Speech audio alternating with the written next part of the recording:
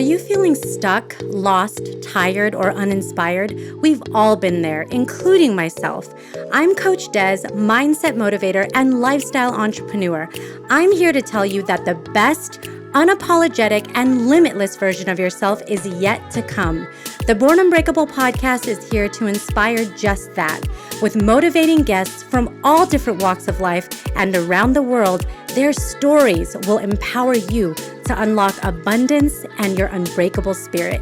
Do you need accountability? Reach out to me for a free consultation of how I can support you in reaching your maximum potential. This episode is brought to you by Sherpa Way Marketing. Are you a business looking to gain greater visibility online through search engine optimized content? Maybe you need effective ad campaigns to kickstart or bolster traffic to your website. Sherpa Way Marketing has seasoned experts that are bilingual in English and Spanish. Let them take the guesswork away and enhance your brand positioning with their comprehensive marketing services. Go to sherpawaymarketing.com. That's SHERPAWAY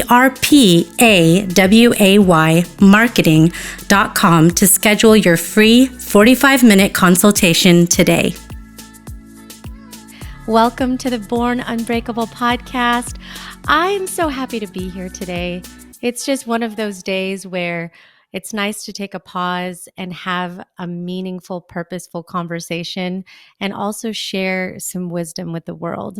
And that's just the beauty of having incredible guests like the guest that I have today.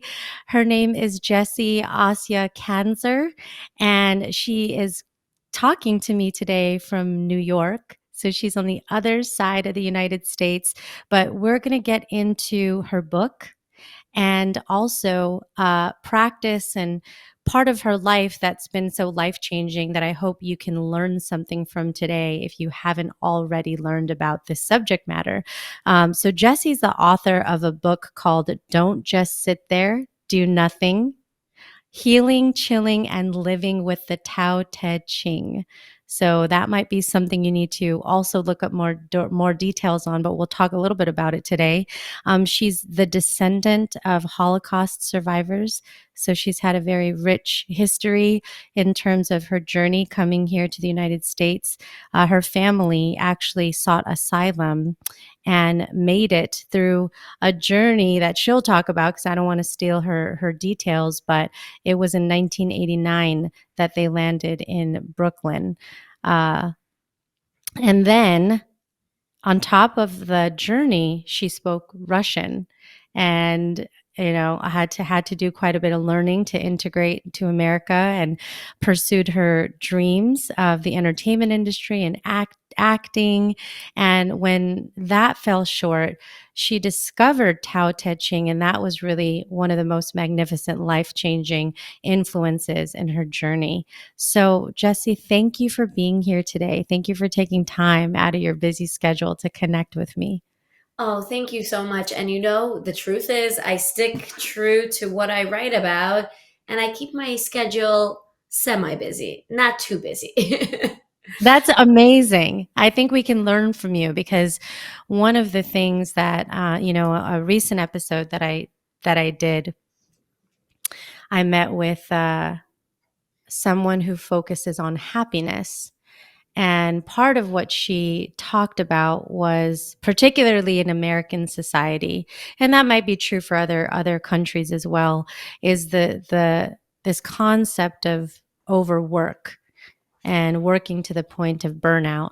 And there's other places it shows that when you have better harmony with all the other dimensions of your life, you actually are happier, and happiness doesn't equate to working more. So I think we can learn from being still. It's interesting that you said you had someone who studies happiness because I too am very fascinated by positive psychologists who dedicate their lives to how do we help people find lasting happiness. So not just, sure, we have antidepressants and, hand up for somebody who has taken them many times throughout her life for different reasons. But there's also, and we all have our goals and we're all striving, but there are all these underlying things that we can do on a regular basis to create lasting happiness in our lives. And funny enough, they have nothing to do with all of these big goals. And some of them have been proven to work even better than antidepressants. So, for me, it's in conjunction with, but my point is there's all of these quote unquote natural remedies, natural solutions, Yeah. like getting more rest, like getting better sleep, which I'm guilty of messing up all the time myself, and exercising regularly, and having meaningful relationships, meaningful conversations versus the chatty, like, how's the weather, how are you doing, good, and moving on, the small talk that we busy ourselves with throughout much of our, I would say that's a uniquely, as someone who comes from a different culture, I think it's a uniquely American phenomenon. This, I mean, nobody has mastered small talk like Americans. And So much. I I mean, mean, you probably know the weather in yeah, every yeah, country, talking to people on Zoom, because that's, like, the first question for whatever reason that exactly, seems exactly. appropriate to talk about. Exactly. And, I was just looking for the title because I forget. I had 47 chapters in this book. I forget the title myself of each chapter. I believe it's about the hedonic treadmill. So the Oh, hedonic treadmill, so so true. you know of it. And for those who Yeah. don't, it's the fact that we return to our status quo of happiness, regardless of our big win, whatever that is, that big goal we achieved, the promotion, the extra money, the whatever it is that we are living most of our lives chasing. When we get Yeah. that thing, it's a momentary versus the lasting happiness. So Yeah. yeah, taking care of yourself, don't just sit there, do nothing. It's something I had to learn as well. As you said, I had a long journey, which is fine because all of life is a journey. But I had a long Yeah. journey to becoming this, as I say in my book, and don't just sit there do nothing. I haven't always been a happy person, though I used to play one on TV. What I mean, and not just because I was an actress, but what I mean is I was a really good people pleaser. Like, I was really good at portraying myself in a way that would make others feel good. And you know Mhm. what? I still do that today because that is who I want to be in my essence. It's just natural to me. I'm an extrovert. I love people, but there was a whole long journey taking me from being that people pleaser to an authentically joyous person who brings my joy to interactions with others rather than playing the joy. Yeah, and I can relate to you so much because I am that as well. A people pleaser, and I've had to do so much work, and I'm still doing work. And so that's the thing. I don't feel personally like I've arrived. So this is such a great opportunity for me to learn too. But I'd love to start with, what was it like for you coming to this country? Didn't speak the language. You came with a dream. You came from circumstances that were difficult. Can you talk about that? Absolutely. I just want to say one thing. Because you said you don't feel like you're there, but I honestly believe that none of us ever get there in this lifetime, in this physical space, because I always say, like, there's no there to get to. I a little bit different that way from a lot of people in the personal development self-help space, the spiritual world as well. I mean, the spiritual not so much, because a lot of these teachings tell you that it's about the journey, but there's no like 10 steps to getting everything you want, because the second you get what you want something else. And so yeah, that's actually brings me to my own story, because any immigrant story comes from a dream, right? I mean, look, I was a child, right? But like my parents and tons of other people that show up in America every day come with a dream for a better life. And this dream shapes us for a really long time. And it's a beautiful thing. And for me, the challenge has been finding the contentment instead of always going towards that quote unquote dream. But Mhm. yes, when we left, now I think we're all understanding what is the autocratic nature of Russia, or at that time it was the Soviet Union. I lived in Latvia. My father's Ukrainian. My mom is from Latvia, but she was born in Siberia because her family was very oppressed and sent to these camps, Stalin camps, gulags, they're also known as, for because that's what was done to people. It's a very suppressed country. It's a very suppressed part of the world, and if somebody says that you said something wrong, you get sent to Siberia. This is no joke. It sounds like an exaggeration, but it's not. And so I came from a really war torn people. My family also survived the Holocaust. Um, I had World War II hero grandfather. He led the Ukrainian front in World War II. And so I come from a war torn people. And of course, it feels like a circular moment now, watching what's going on. But I have really a lot of faith because I've realized that it's a miracle I'm here at all. It's a miracle that my family did survive. Everyone in my family who survived was an exception to those who didn't. And here I am, you know? And so, yeah, it was very natural for them to dream of a better life. They were survivors and they brought me here. The only problem for me was that I was a child. And as a child, I didn't know all of the stuff that I'm telling you now. I just knew that I had a home.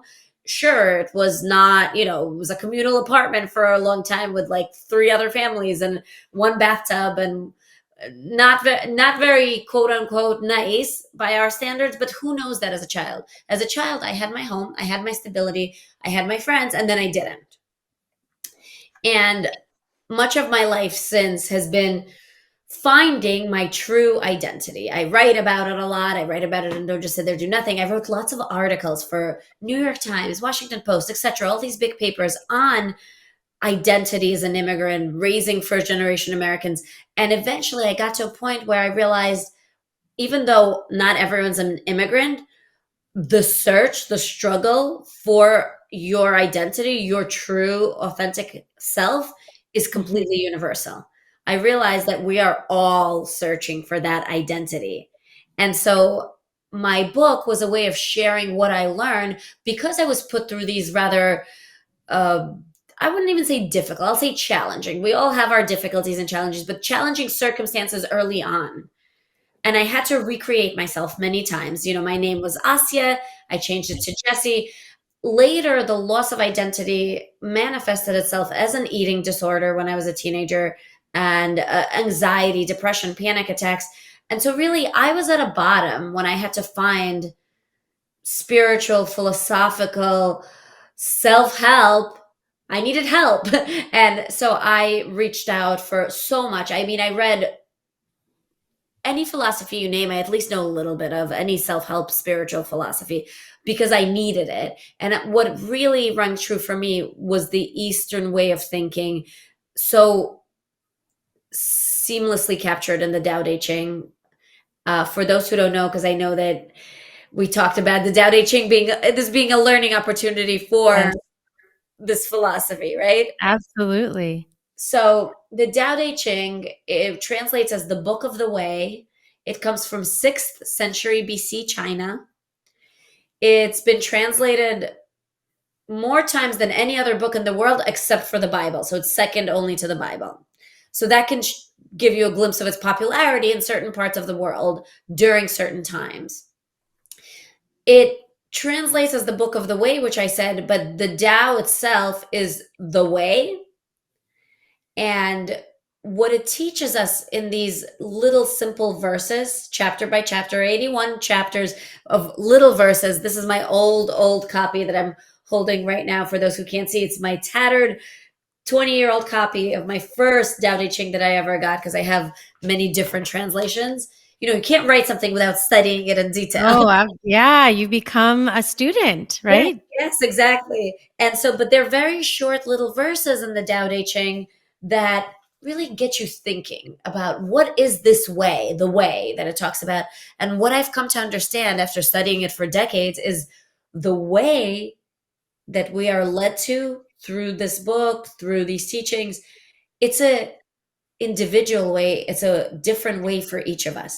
There's no one way of being, it is finding your way, which I love so much, which differentiates this so much for me from a religion, which usually religions give us this, A way. right, a way, Right. right, a way. Exactly. Thank you. And honestly, a lot of self help teachers do as well. Another kind of dogma, and some of it is really great and true, and it works for some people, not for others. And the beauty of the Tao is it explains to us that we each have a way that sits deep within us. We have a knowing, an inner guide, a connection to the higher realm, a higher self that lives within us. And Mhm. when we're able to block out the noise, the external opinions, the messages, then we can hear that inner voice that leads us to our own individual Tao. And that's why Mhm. I don't just sit there, do nothing. Of course, it's a play on words. There's no nothing. I mean, we're just vibrating molecules. We're always Yeah. moving. We're always Or changing. energy, We're right? energy. That's right. We're in constant motion. But the whole point is creating space and stillness to get back in touch with ourselves. What was it like when you first practiced stillness? I believe, as I've seen people through practices like meditation and approach stillness for the first time, that it's difficult to be in silence with yourself, with your thoughts, with your feelings. And we've talked about, and probably in the Eastern world, this could be a practice that's taught at a younger age. But in the American culture, and even for immigrants, I too come from an immigrant family, and your integration, life is busy. Yeah. Every moment is full of something, and silence and stillness is, um, it's a gift to me so much now. I think that I appreciate more than I did previously, but it's one of those things that when I've seen people approach that, it's almost like, what do I do? What do I do with this stillness? You're so right. And pre-pandemic, I would see people. I haven't been back to classes yet. I know you can. I haven't. But when I used to go to yoga classes or bar classes at the end, for shavasana or for breath work and bar, like so many people would get up and leave because they just hated that part. Yeah, they're like, it's so quiet. Yeah, I can't. Like, what am I I be can't. with my thoughts? Like what you said. So, and as you said, it is really busy being in this immigrant world because again, the dream led us here. We're hustlers. We need to be hustlers. You have to work at it all the time. We're working our way up. We're making up for lost time.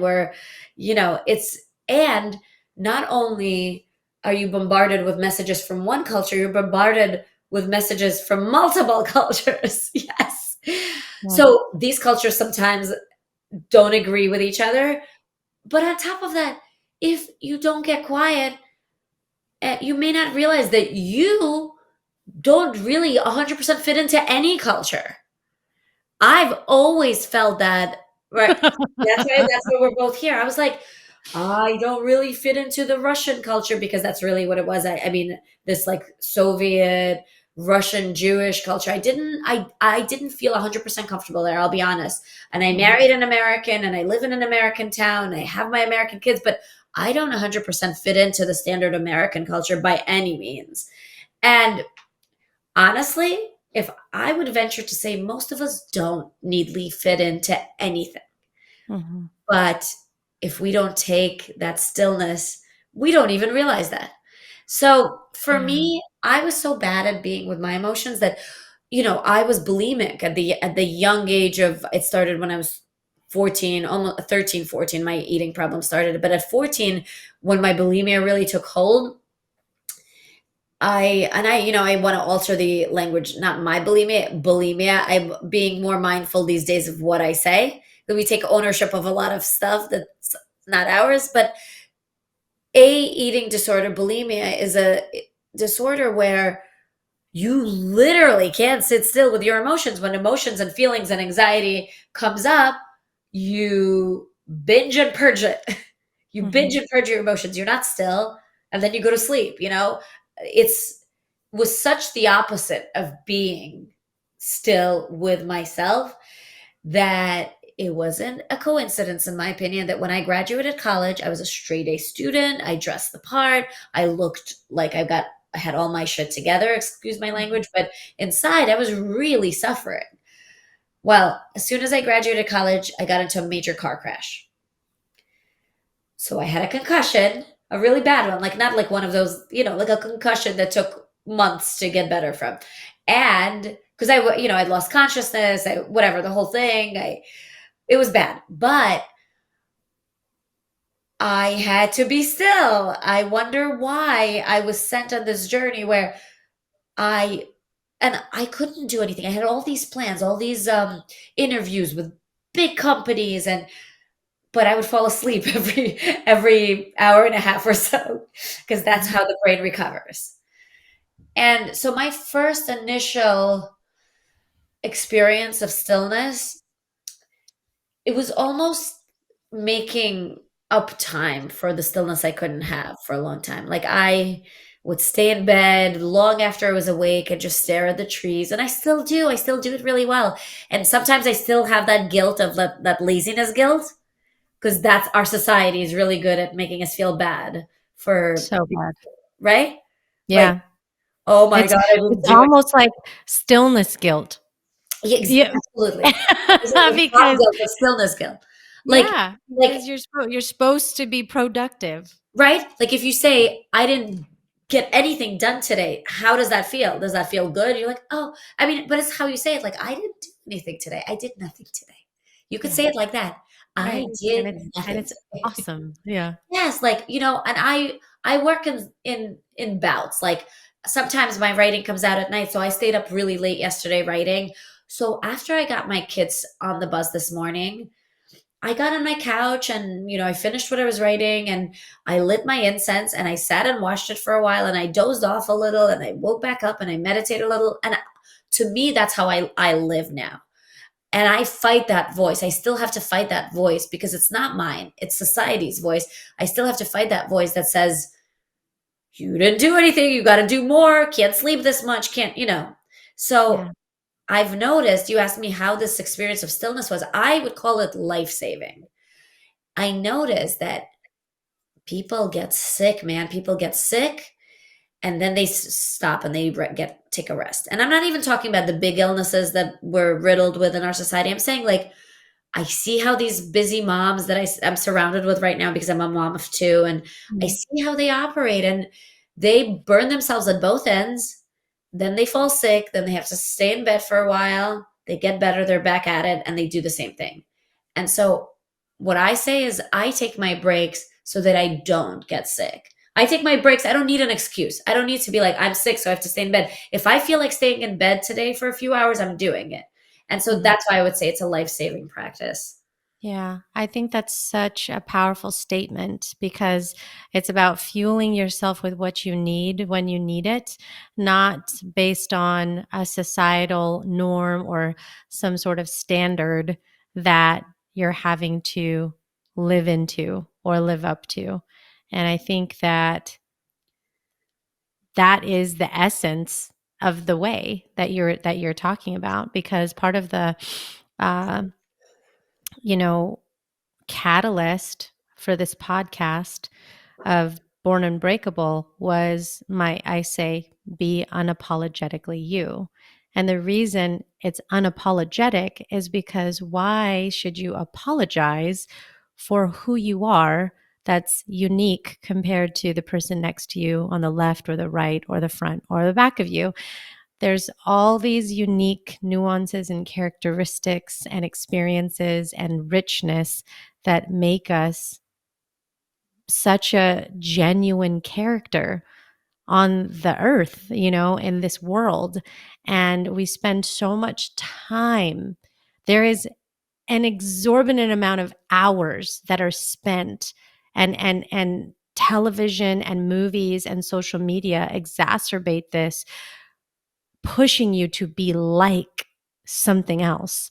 The Absolutely. culture that we're in, look this way, and we're both women, so we could speak from this perspective, but I do think that there's a lot of difficulty, I would argue even more than a guy, because there's just so much expectation. It's like with this Oh, makeup, with these clothing, with this body type, with oh, and then like moms, don't forget, like, yeah. the difference between, you know, to be a good mom, the standards are, like, Oh. way up. To be Well, a and good then, oh, you should why don't you look put together? Like, and your kids all of are the put things. together.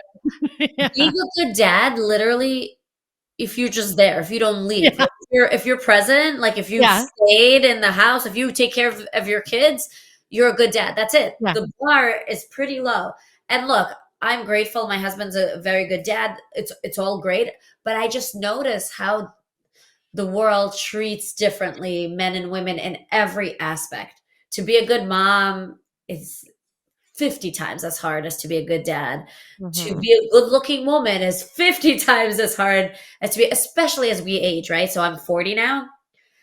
The midlife panic that I see amongst, and look, we all have moments of it. I have moments of it, and I do the creams and I've done Botox, and I'm not perfect, but I care much less. Trust me, I care much less than other people. I don't sit in it. We all have, we have moments of doubt, um, especially as you said, as women, we have moments of the pressure building up, and we feel that pressure. But the key is not to stay there. The key is to allow yourself the time, the space, whatever you need to hear yourself versus all of that messaging that tells you you're not enough. Yeah. Is that not one of the biggest things that plague our society? At some point in time, we sit there, and that's probably a moment of silence that we actually have. The one time is telling yourself you're not enough for some reason, whether it was, from your childhood and there was something that you didn't accomplish and someone made a comment about that, or if it was a peer.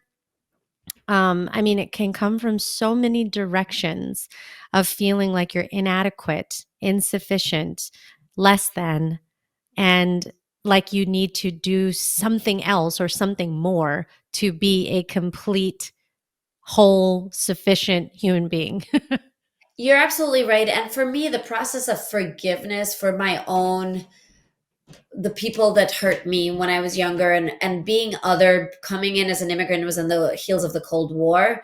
I wasn't Mhm. even, so when I lived in the Soviet Union, it said Jew on my passport because that's how they identified people. Here, I was dubbed Russian right away, even though I was born in Latvia, but I spoke Russian. And I was definitely made to feel less than for that. And I know that a lot of people who are not people, minorities, people who are immigrants, people different ethnicities, people who are othered for whatever reason, and that list can go on and on. But anyone who's ever been othered gets from a very young age that message that you're not enough because of who you are. You're not enough. And it took me a really long time to figure out that the people who made me feel that way didn't feel like enough themselves. That when Yeah. you feel like enough, you don't you your love for yourself extends so naturally to other people. And so we're all walking around broken people, Mhm. hurting, making other broken people, hurt Hurt people. people, yeah. And But so it's healed people can heal That's people, right. That's right? right. It took me such a long time to realize that, oh, well, they made me feel like not enough because they felt like not enough. It's a Because projection. It's that's a right. projection of their That's right. And own. then you feel really empathy for the people. You don't feel anger anymore. You understand that when you fill yourself up on your own wholeness and your own fullness, and the Tao talks a lot about that, when you realize nothing's lacking, the whole world belongs to you. And that's what What an happened. epiphany. Yeah. What an epiphany when you That's can the 6th actually century BC. So recognize. clearly human nature was human nature. Yeah, but there's it's a lens shift, It's That's like when you go to the eye doctor. This right. happens to me because my eyesight's not that great, by the way. Oh. Well, like at You 40, know, mine used to be perfect. I would, but at 40, there's it aging going on. starts to change a little bit. It really And, does. and they put that lens and they're like, number one or number two, number one or number two, Yeah, right? And, and all of a sudden, when you can see clearly, oh my gosh, I can read the bottom row. I could, maybe only read like 2 rows before that. When you have a different lens on the world, it changes everything of how your perspective of how you look at things. What are some of the other things that you can talk about from the Tao that has been life changing for you? um, that's a great question, and I will answer it in 1 second. I wanted to say it's so true what you said that so my book's called "Don't Just Sit There, Do Nothing" because the best title of the book of the Tao was already taken. I loved the book by Wayne Dyer many years ago. He wrote a book called "Change Your Thoughts, Change Your Life," and that's that lens you're talking about. You just it's just a shift in perception. And so at the end of each of my chapters, I have a section called "Do Your Tao." So people call them exercises, but the truth is they're shifts. They're not all. Some of them have you do something or suggest. They're always suggestions. Maybe you Yeah. write something, maybe, but a lot of them are just shifts in perception. It's just the shifts. Yeah. Yeah. So that's a life changing shift when you realize that you can only give to the world what you have within yourself, and that everything that you do out there, everything is a reflection of you. When Wayne Dyer, who wrote "Change Your Thoughts, Change Your Life," was this great spiritual teacher who has passed, but he was this teacher whose words still ring in my ear. And he used to say, a lot of people are just walking around looking for something to be mad at, looking for a reason to feel resentful. Mhm. And boy, will the world give you reasons. So many. So the change in perception, and the Tao talks about this a lot as well. But the change in perception, another big one that I really want to share is nothing somebody else does is personal. And that one is really hard for people to accept sometimes. People who are dealing with relationship problems, people who are dealing with infidelity in marriage, but nothing that somebody else does to you is about you. Yeah, it's about them. And that is a lesson I've had to learn repeatedly.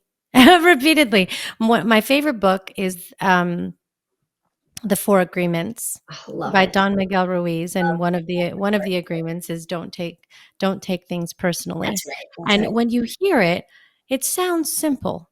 Yet Right. Right. when we actually live our lives every day, we have difficulty with that.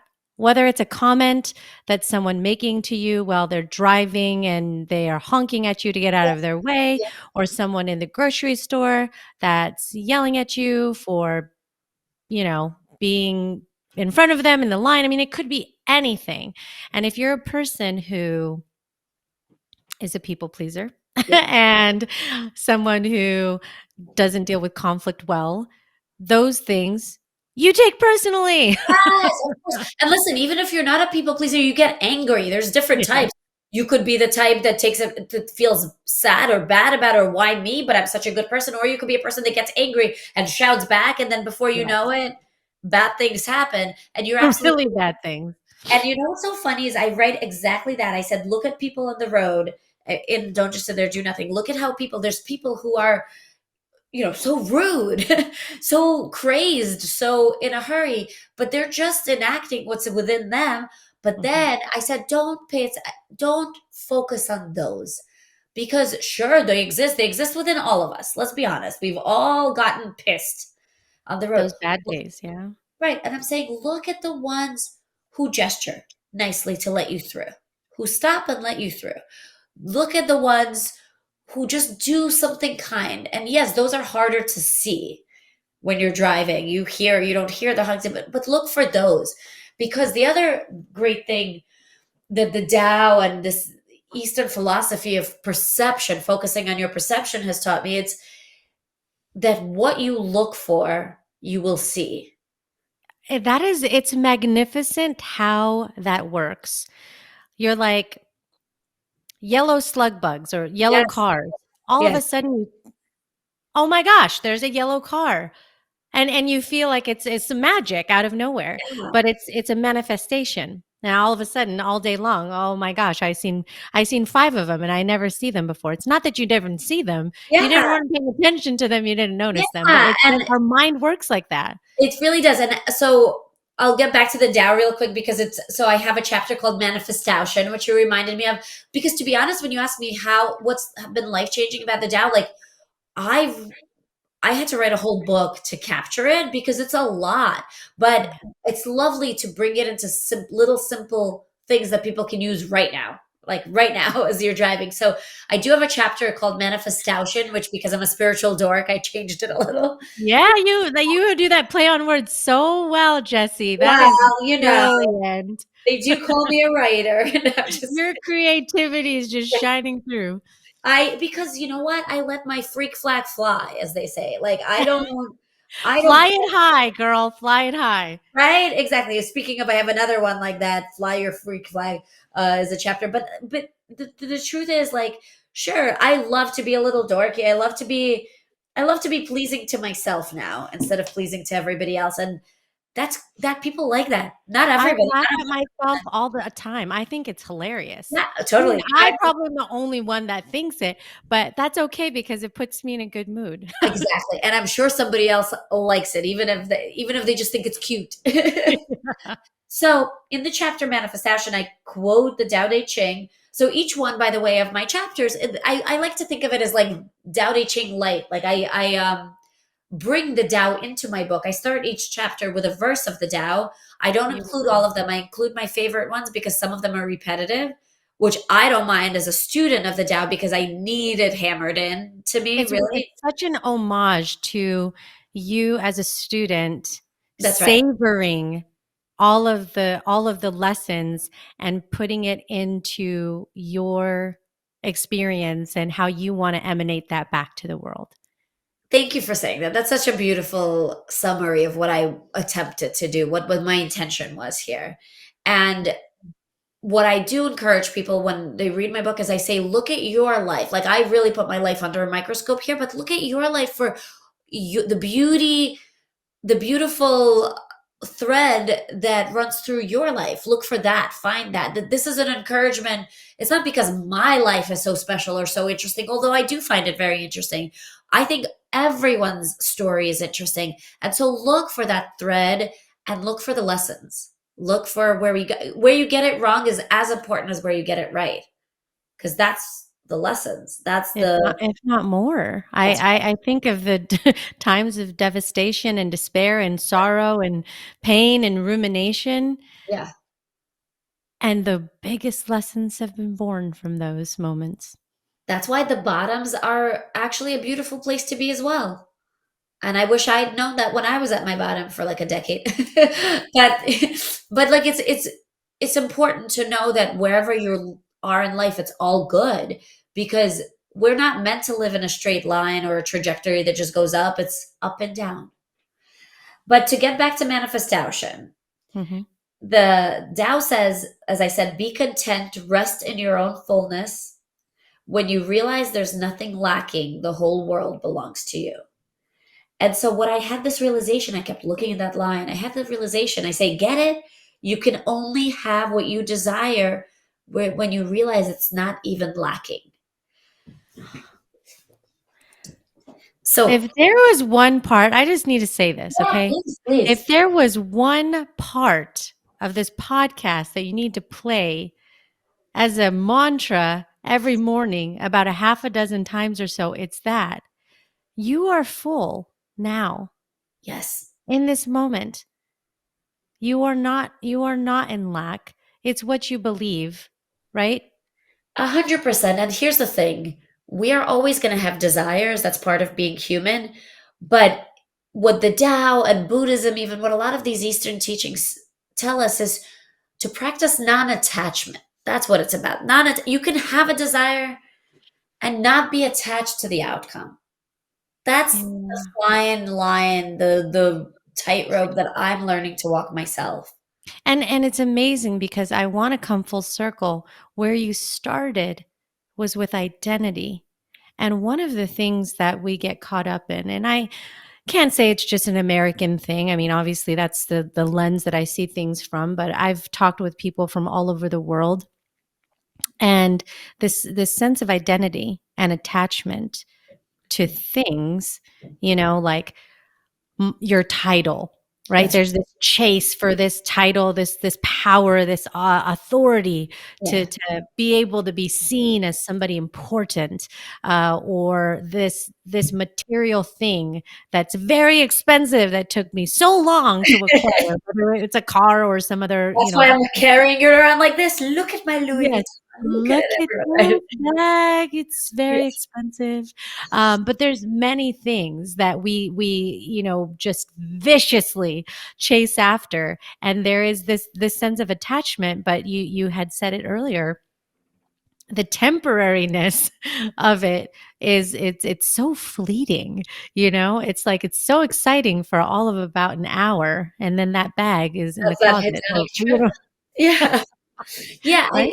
yeah, you're absolutely right. It's all of those things do come together. It's non-attachment to the desires because your desires don't identify you. They're not your identity, right? Like Yeah. we identify so much with our goals, I am an author. I was like, I'm going to Achievement. say this 50 times. I'm an author. But like, Yeah. Well, actually, but it's so funny because when people, when people ask you, and then of course it's very natural. With time, you're going to acquire more achievements or more titles, just because it's over time you do more stuff. So all sure. of a sudden you're an author and a mom and a Yeah. business, an entrepreneur. I mean, you could say probably like 12 to 20 different I'm a things. wife. I'm an immigrant. I'm a sister. Right. It just keeps going. All of these Yeah. things, and I've found the more that I try to condense that into something, my answer is I'm a student. It's felt Wow. so authentic to say I'm a student. I'm just a student of life. I mean, there's titles that are achieved along the way. There's utility in it, I think, for different reasons. But I feel like what I am going to always be and really own is that. But I don't know. I don't know if that, like Yeah, people think no, that. I agree with you wholeheartedly. I wrote in the book, but I say all the time, be a searcher, not a knower.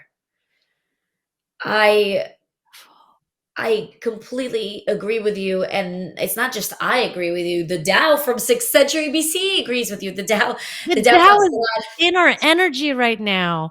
It's I totally would like to say, and then that maybe that's another thing for us to all think about as we're listening to this and reflecting on who we are and being who we want to be is like I want to say I'm an explorer.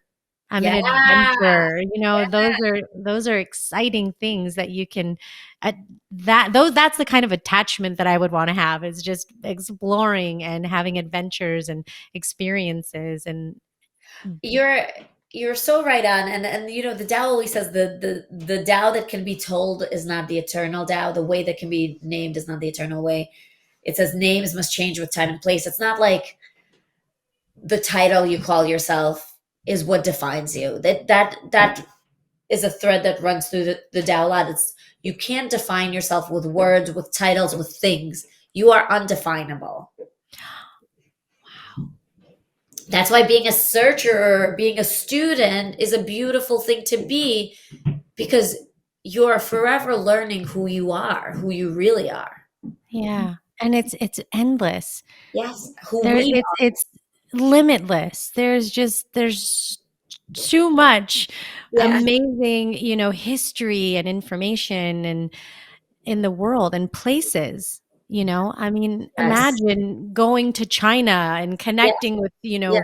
people who have been there and studied Yeah. and did Yeah. all this stuff. I mean, there's just so much more enriching things that you can do as you practice a study of something even Yes, deeper. and you can and it's yeah, like you said, it's endless. It's endless. And the world now sometimes feels more open than ever.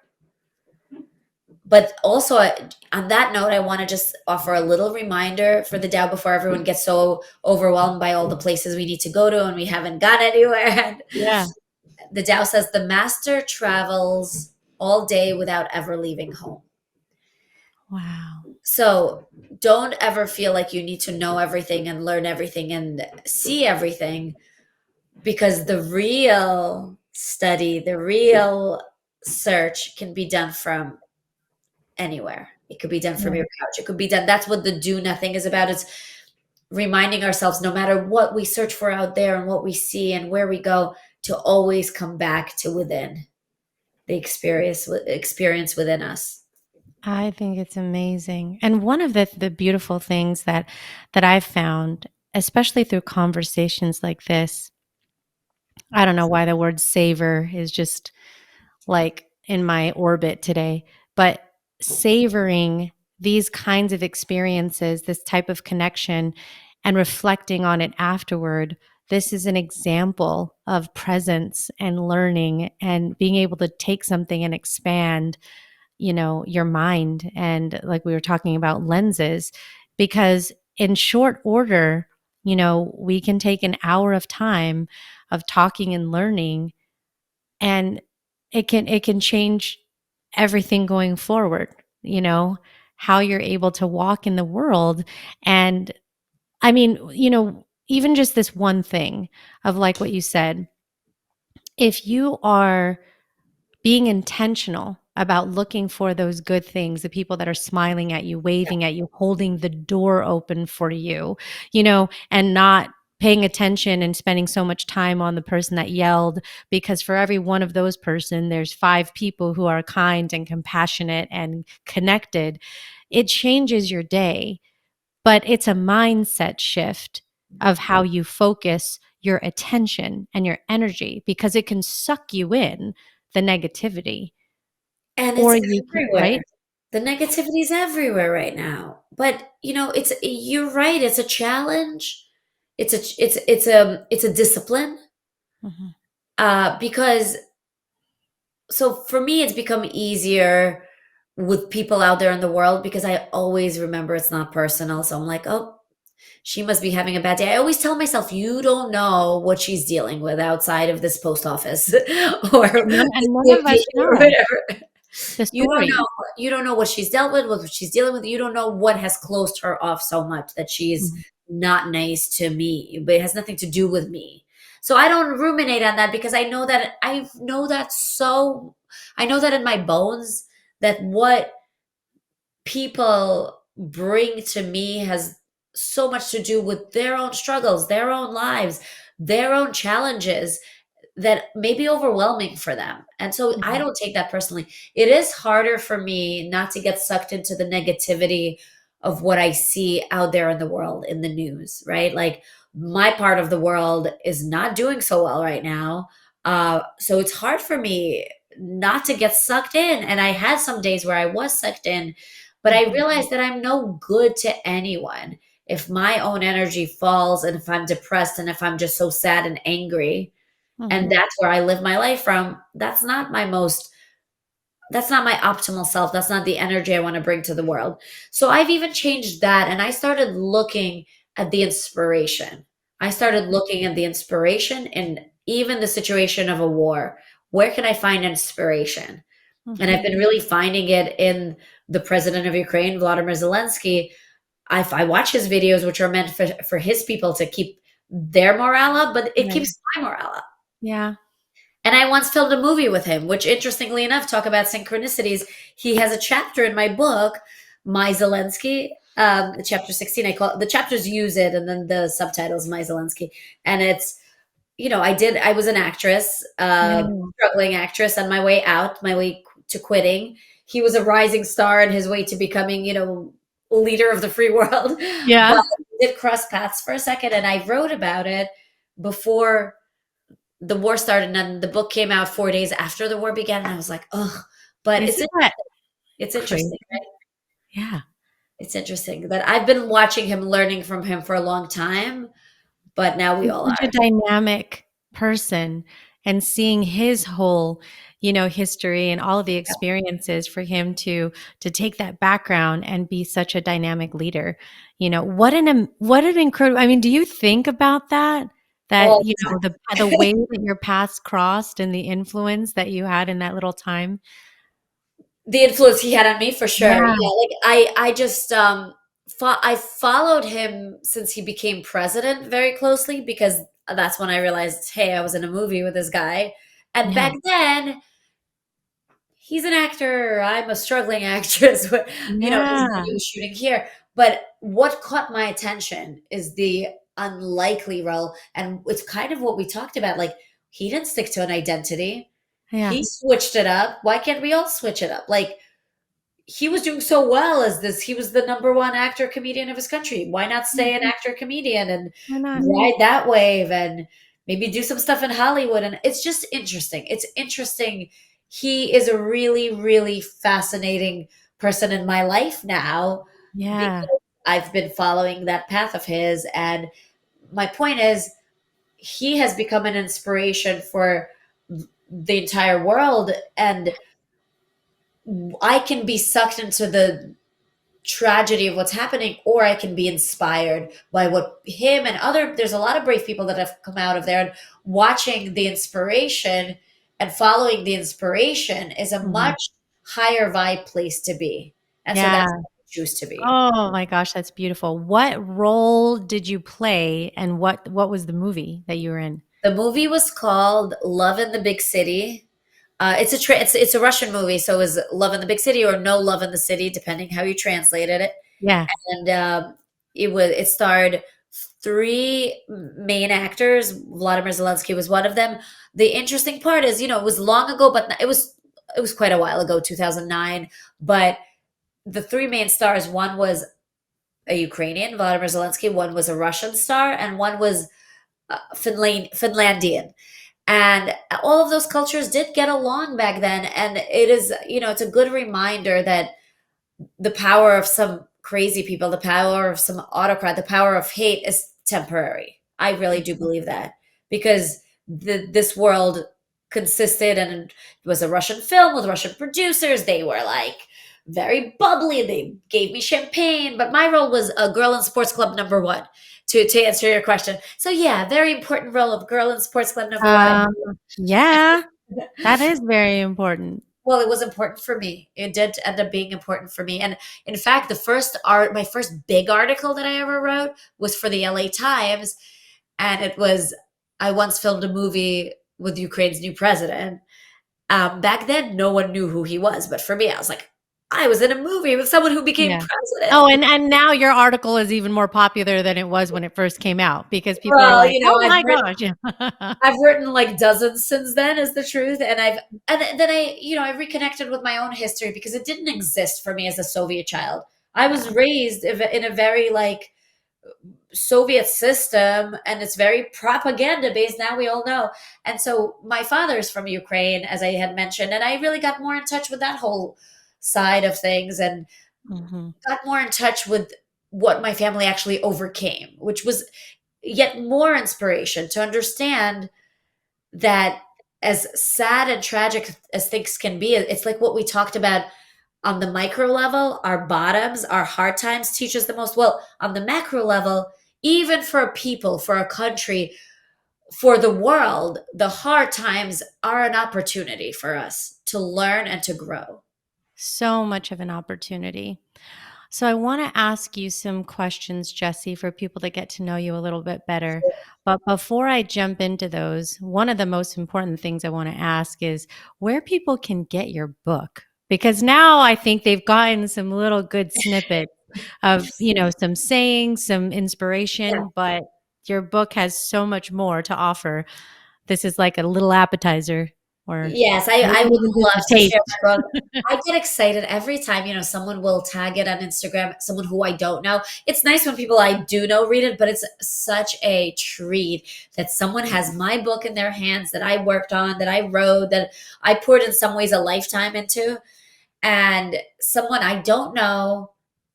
And I've had some people not in this country who've read it or are reading it and are experiencing it. For me, that's just a form of connection that's so beautiful. So my book is called Don't Just Sit There, Do Nothing: Healing, Chilling, and Living with the Tao Te Ching. It's available everywhere books are sold: Amazon, Barnes and Noble, your little bookstore, indie bookstores, or it's online, it's bookshop .com. And all of that information is available on jessiekanzer.com. JESSIEKANZER for those who are driving, jessiekanzer.com. Oh, and before I forget to mention, I did the Audible version.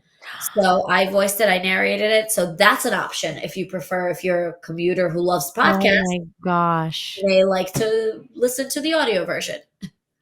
Audible is literally my favorite thing. Me It's too. my favorite thing. I can't even say enough about it. Well, It's because just we love podcasts, we love Audible, but Libro FM, if you prefer the indie platform, there's many ways you can. But yeah, I enjoyed voicing it, and I enjoy listening to audiobooks myself. yeah, that this is well, first, just this is just tremendous, Jesse. I mean, not only have you been a student, because I think that is such an important part of life, right? Yeah. We're taking things in, we're really working on ourselves and improving who we are and how we walk in the world. But you're also a teacher. You're also a teacher because there's people who need this discovery. This could be their first introduction and wanting to get closer and more confident in who they are and light up the world, because I think this is what happens when we're not living into the best essence of who we are. Our light is dim and it Yes. needs to be bright, and you doing what you're doing is allowing that. And there's just so many ways that people can learn by buying the book and physically touching it. I like Audible personally, but there's today access to information is more than it's ever been before. So it's just awesome to be able to have something that you poured your heart into be available for other people to receive. So, It is a beautiful. Thank you for saying that. It's a beautiful circle of sorts. And by the way, on my website, there's also free resources. If I if people need, there's a couple of chapters for free. There's bonus material. So yeah. I don't want money to ever be a barrier, and it shouldn't Mhm. be in this open era of information. Yes. But the truth is, the delineation between teacher and student is also very arbitrary, like the titles that Yeah. we talk about. And the only kind of teacher I trust is one who is a student, Yes. because no one person can know everything. So I'm a Yeah. teacher in what I dedicated myself to, what ended up becoming my passion. But I should also be, as I am a teacher, I should also be a student of those who have something to teach me. And that's why I Mhm. believe we're all teachers, we're all students. Yeah, yeah, and I'll make sure those your websites in the show notes so people can Thank read you. about you and also learn about your book, and they can buy it wherever they is their favorite place to Yes. buy a book from. Thank you. Oh, yeah, Um, Target. You can get it anywhere yeah, these days. right? There's just so many options. Target carries Um, it. Yeah. Jesse, what makes you unbreakable?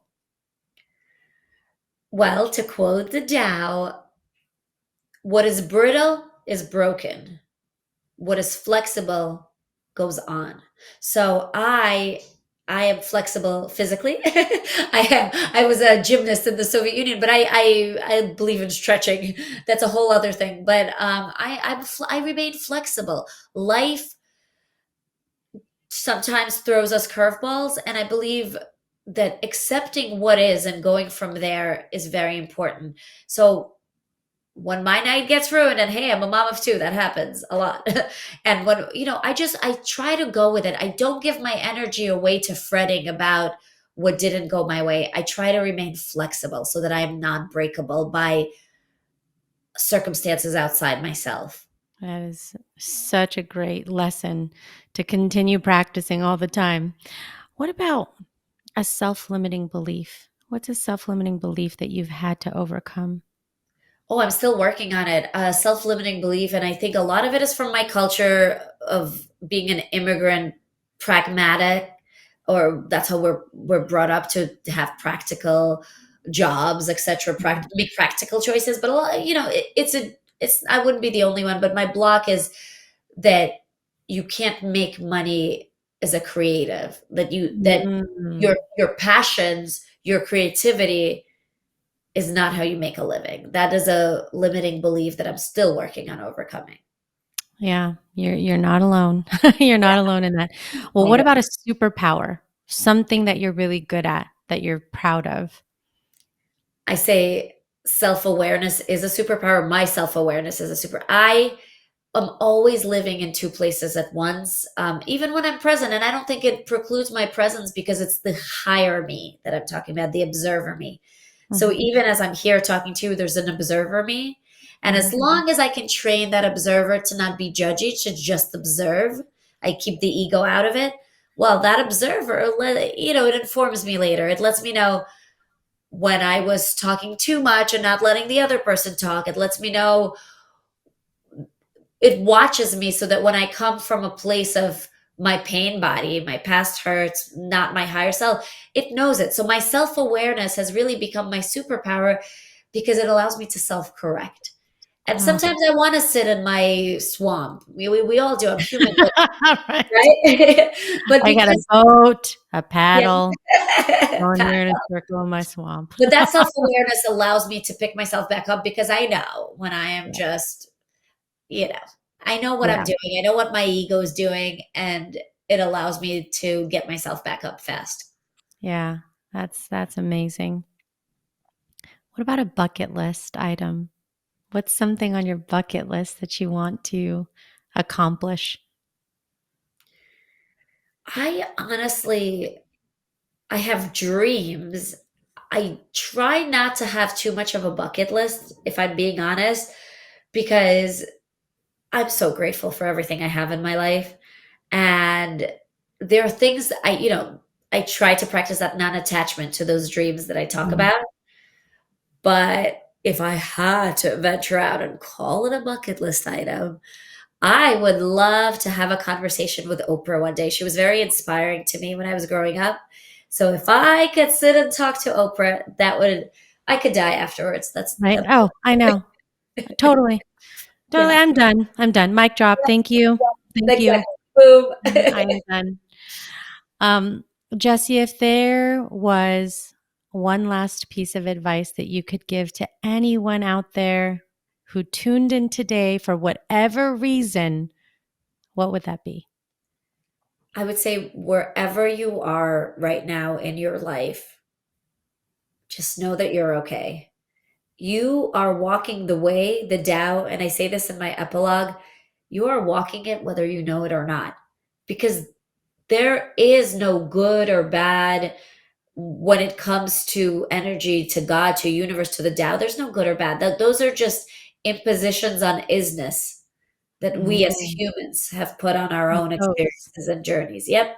So you Yeah. know that wherever you are, no matter what level of life, whether you're struggling or soaring, it's all good and it has its purpose, and you just got to keep walking. Wow. That's beautiful. I love that so much. And where can people find you? How can they follow you, the work you're doing, the creative spaces that you're in? So most often I'm on Instagram at Jessie Kanzer. That's my go to, but I'm also on TikTok as at daily Dow. But also if you go to my website, jessiekanzer.com, it takes you to all my various Social. social, yeah, places. At Jessie Kanzer on Instagram is my number one destination for social.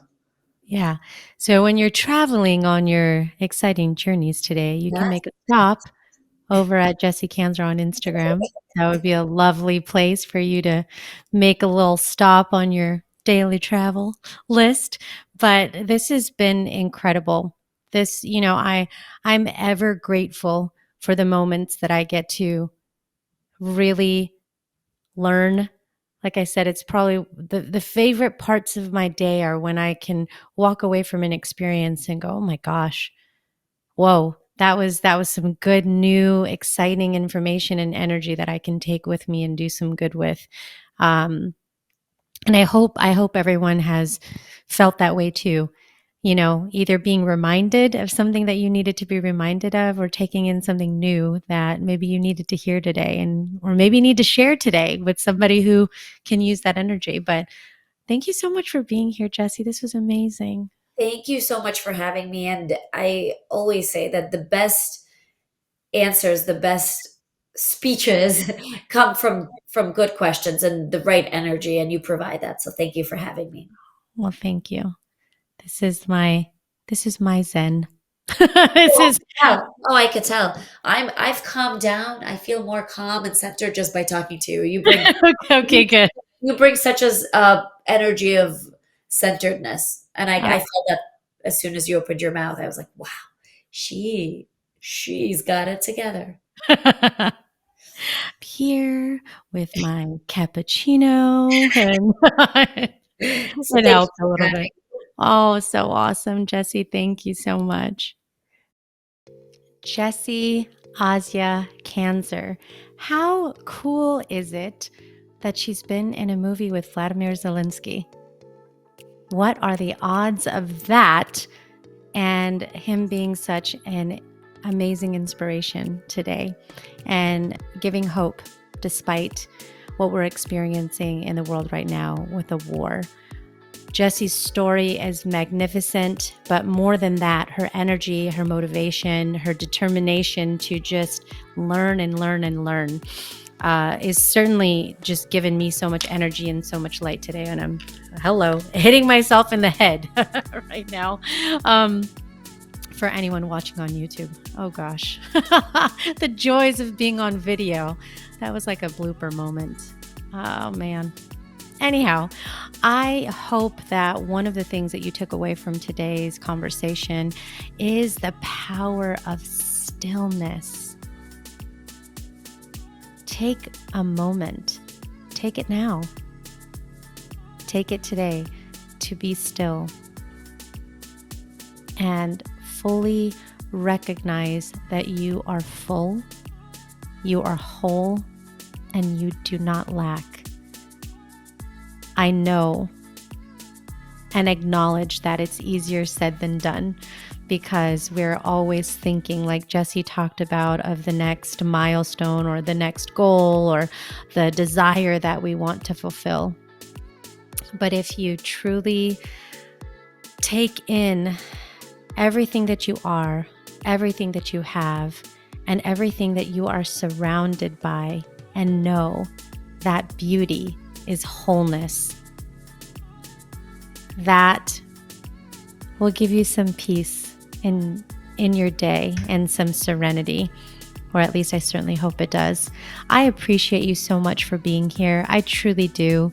This is a journey. We are on it together. We are learning together every single day, and that is a beautiful thing. Every day is a gift, and remember that you are your only limit. So take action today. Be sure to follow or subscribe to the Born Unbreakable podcast if you haven't already, and share it. Share it with somebody who needs to hear this inspirational message. Thanks again, and tune in, because we'll be here again in a couple days, because that's what we do. 2 episodes a week. All right. See you next time.